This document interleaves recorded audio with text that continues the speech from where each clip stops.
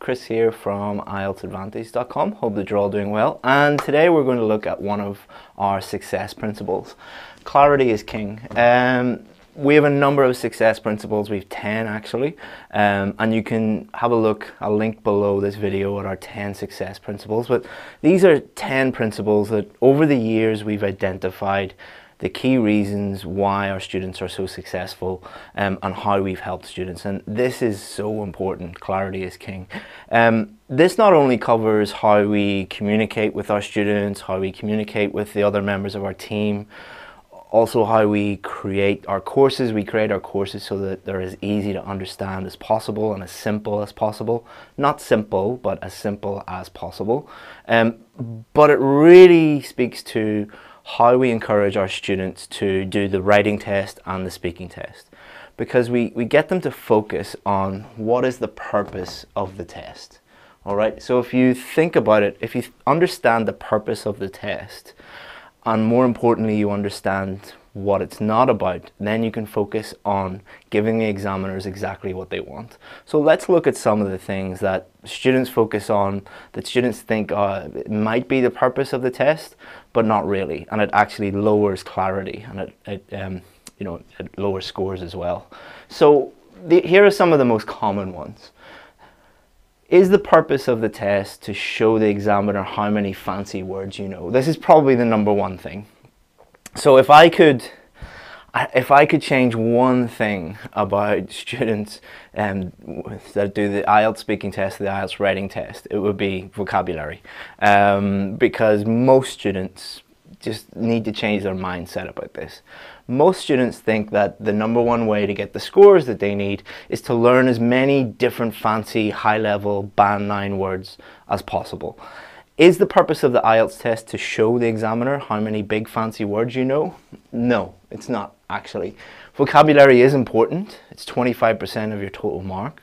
But the main purpose of the test is not that. And for many of you, like I see many teachers online, telling students things like, learn these. I actually saw one YouTube video that said, learn these 5 words and you'll get a high score on the IELTS test.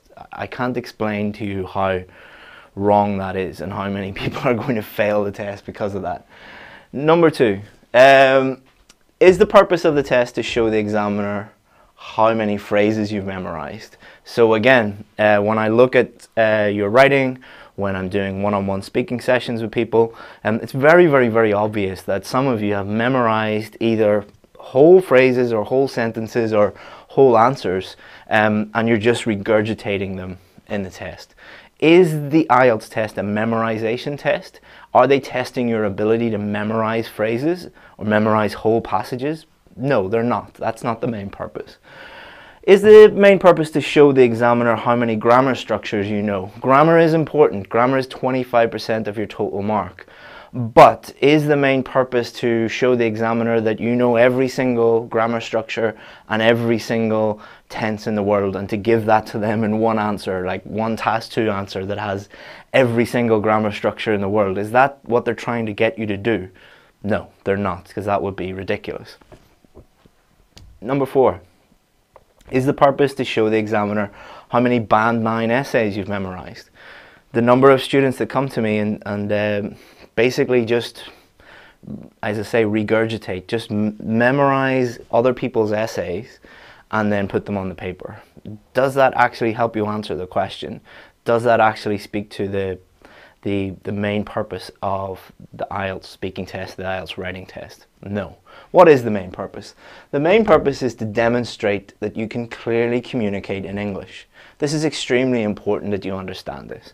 The main thing that you need to do in the speaking test is to clearly communicate with the examiner, to demonstrate that when you move to London or Toronto or New York or Sydney or wherever you're going to move to, that when you get there, that you can clearly communicate with people in that country, in that English-speaking country.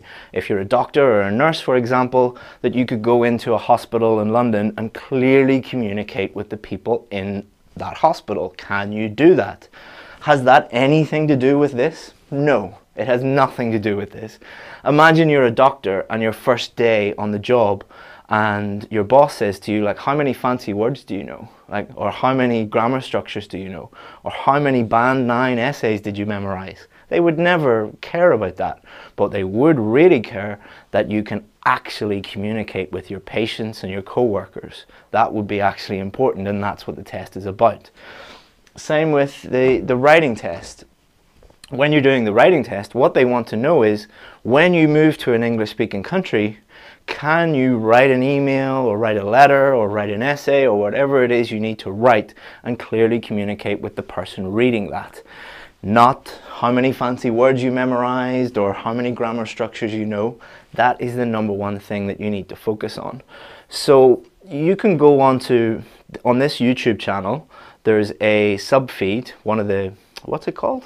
The description, the playlist, yeah, the playlist. So there's a playlist called Reviews and Testimonials, and on that there's about 32 or 33 of my past students that agreed to do like one-on-one interviews with me. All successful students, all students that got 7, 8 or 9 in their writing and speaking. If you won't have time to look at all of them, because it would take you over, you know, days to look at all of them, but because I have done all of them, I guarantee that in every single one of them they will say things like, before I came to you, I was, you know, memorizing words and phrases. I was trying to use complex, complicated vocabulary. I was trying to use complex phrases and grammar. And then you told me that clarity is king. Just focus on clearly communicating with the examiner. And magically, I jumped from like stuck at 6.5 to band 7, 8 or 9. So why is that? So if you, for example, let's focus on vocabulary. Let's say that you do what many students do, and you memorize a list of so-called band 9 words.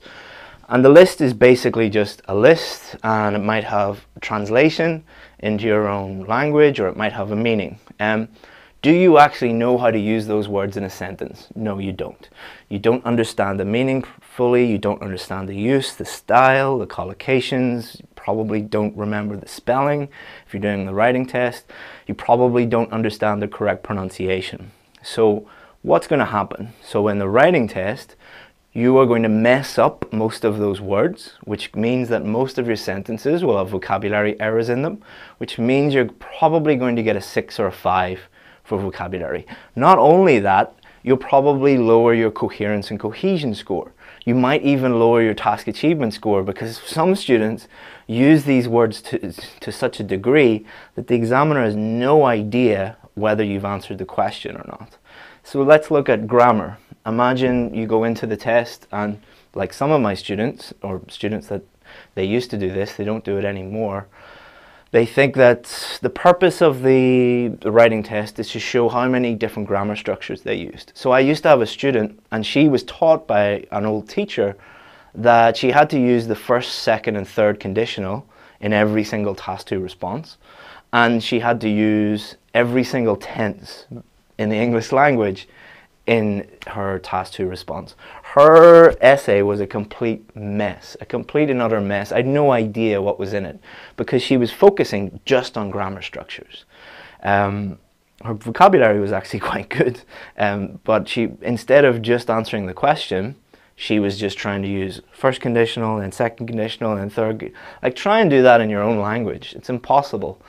But what we did with her, and what we do with all our students, is we say, what's the purpose of the test?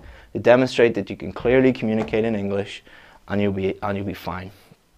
So if you can get your head around that, and I know for many of you it is very difficult for you to understand that, because many of your teachers and many books and websites and stuff like that have taught you the opposite of that. And it's also a natural human way of thinking of when you fail a test or when you fail to do something, that you think the solution is to add complexity, or to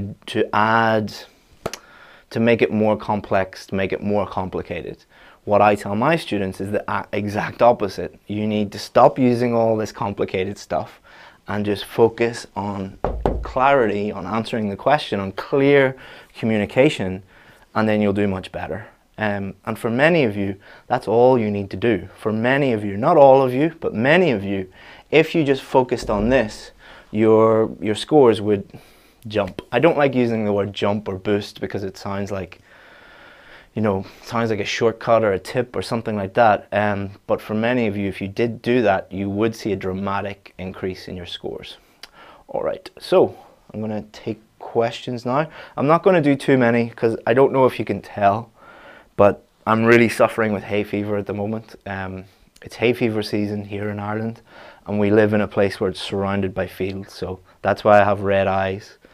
Not that I have a hangover or anything, I promise. So let me answer your questions. Hi Chris, to what extent do you think I should elaborate things in writing task 1, general training? Good question. Okay, general training, task 1. When you're talking about elaboration, what you should be doing is taking the bullet points. So you're going to have 3 bullet points. Take each of those 3 bullet points. You're going to have a separate paragraph for each of those bullet points. And you're going to take that idea and you're going to develop that idea. You're not going to talk about different things. You're going to develop that idea. And I normally tell my students for each bullet point, if you write around 50 words, so it doesn't have to be exactly 50, it could be 40, it could be 60, but if you're writing around 50 words about that one bullet point in one paragraph, then you're probably going to do quite well. Same person, Manny K. Is it necessary to start body paragraphs with moreover, furthermore, however? No.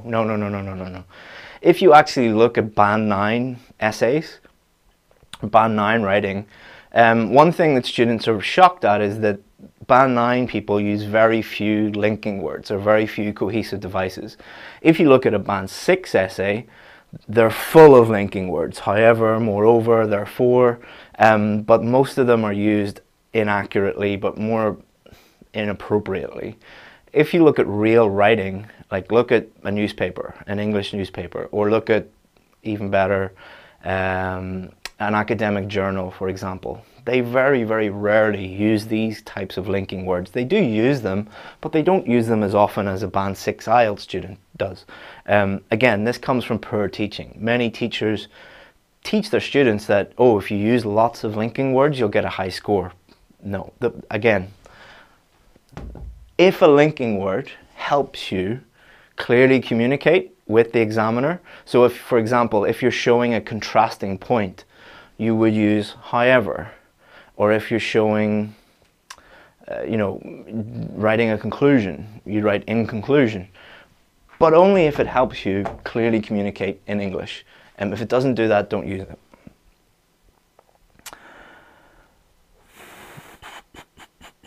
Let me see. Surabha Kumar, how to improve reading? Read every day. It amazes me how many students who come to me and say, I keep failing reading. You're like, well, how often do you read in English? Never. Like, it's a skill. You'll develop it. How do you get better at running? You run. That's not the only thing. So you need to read regularly in English, but you need to improve your vocabulary as well. The vocabulary, or the reading test, is as much a vocabulary test as it is a reading test. And you also need to be aware of the different types of reading question. So true, false, not given, matching headings, multiple choice, short answer, summary completion, all of these different types of question require a different approach, a different strategy. So learning that is going to help you also, and then practicing is also going to help.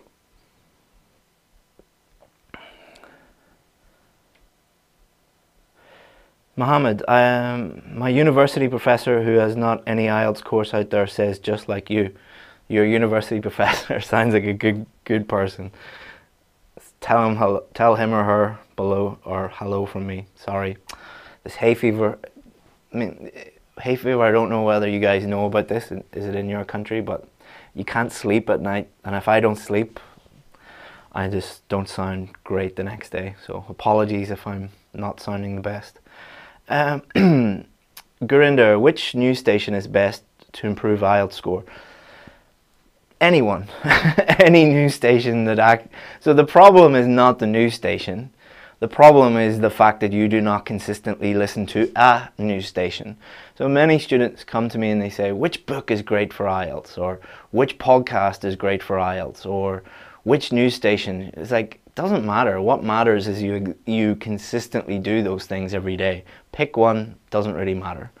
You know, it's like which pencil is going to get you a high IELTS score. Like, that's not a question that hasn't been asked before.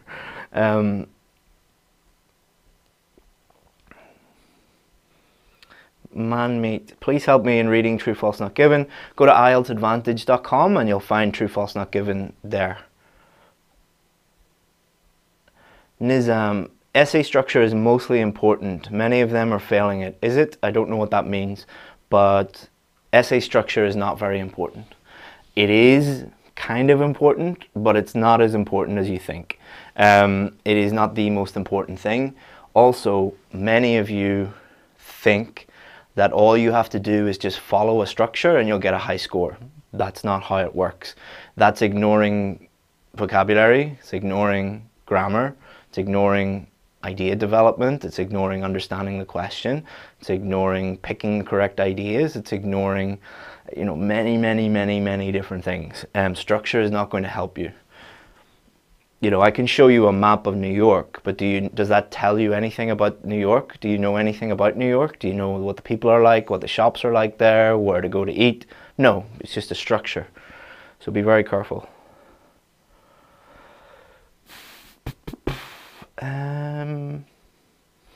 Sonia, what should I do to improve speaking? How often do you speak in English? That would be the start. And then identify, you know, fluency. How's your fluency? How's your grammar? How's your vocabulary? How's your pronunciation? Those are the 4 things that the examiner is going to be thinking about. So those are the 4 things that you should focus on.